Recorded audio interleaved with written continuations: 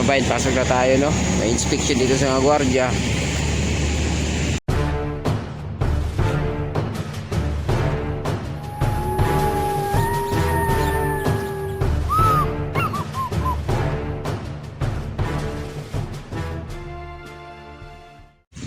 Hello guys, good morning.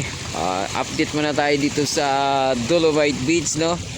At katatapos lang nung rally nung Wednesday. Kaya update muna tayo dito kung anong kaganapan ngayon dito sa Dolomite Beach. So far nandito tayo sa may harang dahil sa ayun nga, may dalawang speedboat diyan. O yung parang sasakyan taga DNR mga bayan. Kaya may harang dito. Mukhang may activity sa ata sa linggo yung dragon boat kasi may mga portalit pa rin doon, no? Hindi pa nakuha. Saka tuloy-tuloy pa rin yung kanilang programa. So far dito mga bayan, tinanghali na naman tayo ng punta. Ayan, medyo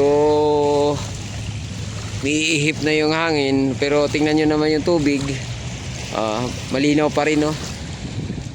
Yan, at may mga iilan ditong mga turista, mga singkit mga bayan, may kasamang Pilipino. Yan sila, naglalakad doon, nakasabay natin yan sa entrance. Yan. Sarap kasi ng hangin ngayon dito mga bayan. At hindi ka rin naman talaga mandidiri ngayon dito sa Dolomite Beach dahil ang linaw ng tubig, oh. Pwede na nga ito paliguan eh.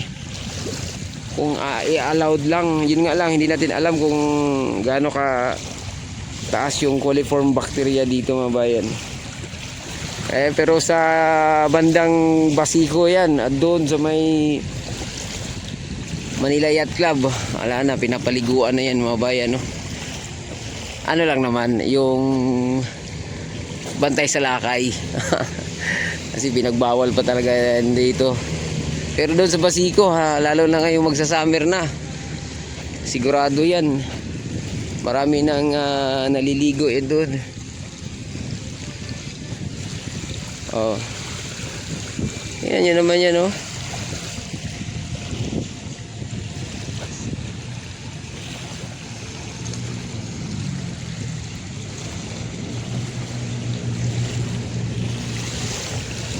O kung itong lugar na to, itong beach na to, kung marami pang burak to sa ganitong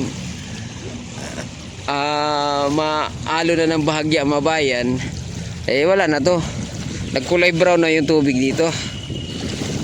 Ayan, oh. Lalo siguro to kaninang umaga, ang linaw siguro tong tubig dito. Mabalik-balik nga yung mga ibon, oh. Nagda-dive, daming isda kasi.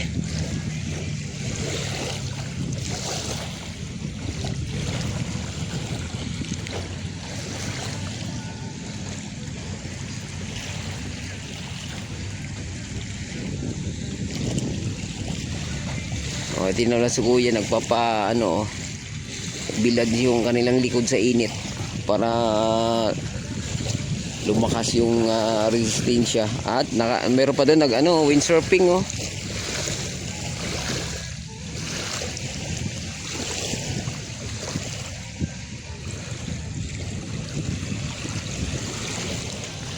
Yan, so abante tayo doon.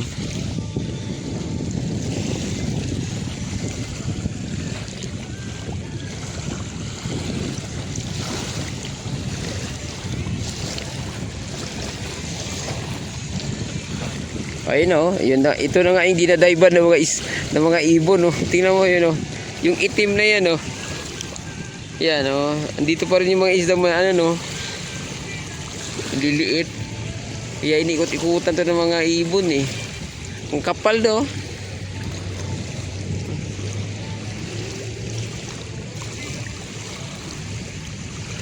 Yan.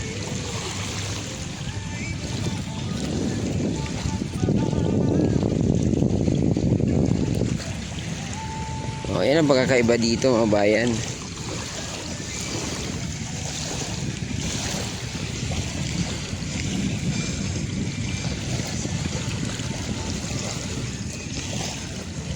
Ang linaw oh.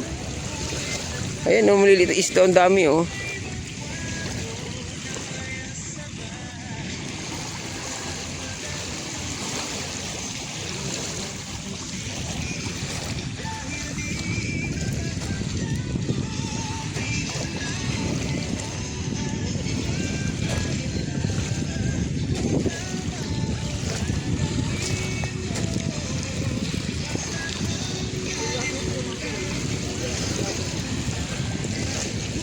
Ayun oh.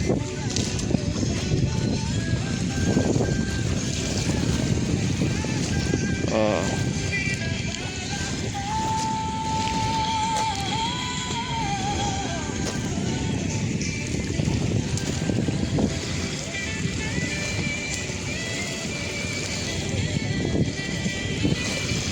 Basura oh. Kalutang-lutang mga bayan.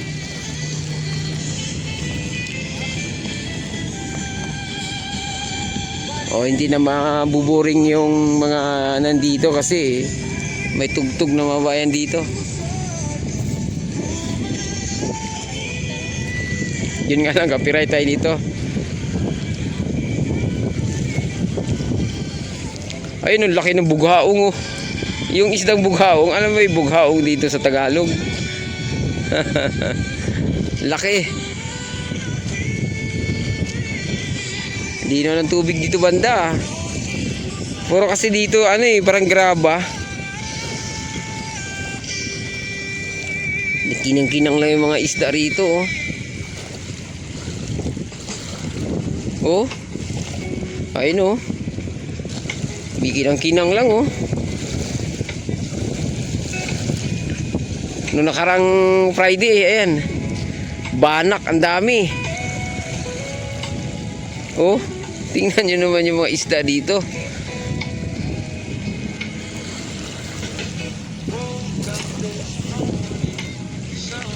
Oh.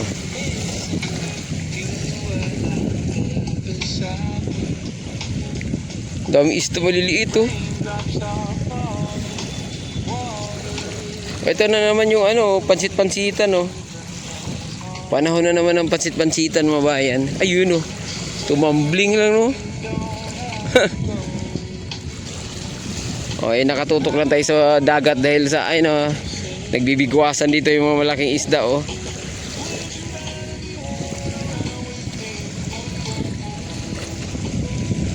Dami rito. Oh. Grabe. Linaw oh. Kung mga ganito, pwede na liguan to.